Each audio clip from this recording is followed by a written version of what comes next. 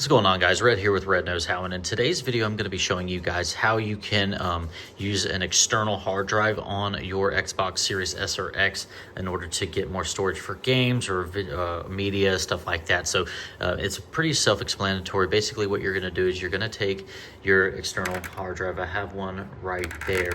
All right, and you're just going to make sure that you plug that into the USB port on the back. It may take a little bit, but just to make sure that it is working, you will go down to your settings, to system, to storage devices, and you want to make sure that it is showing right there underneath. Now, if it's not, what you'll want to do is you'll want to make sure that, so for instance, let's see here. So for instance, you're going to want to make sure that that it is properly powered on. Hold on 1 second. You're going to want to make sure it's properly powered on. I have a G drive, so mine has a light on the front, so you can make sure that it is properly powered on. You may need to move these back and forth between the two. I started off with it in here. I had to move it up just to try it.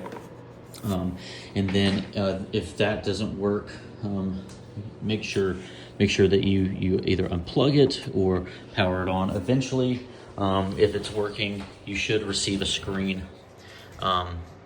on your Xbox telling you that it is working, and it'll ask you a couple questions like what you're going to use it for, media or games, and it'll also ask you stuff like if this is the only console that you're going to be using it for, or if you're going to move it back and forth between different consoles. So if that doesn't work, check manufacturer's site or other things like that. But that is how you will connect an external hard drive to your Xbox,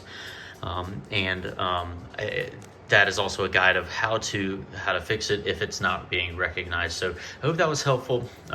If it was, I hope I earned your like and your subscribe. But just remember, if you don't know how, Red knows how.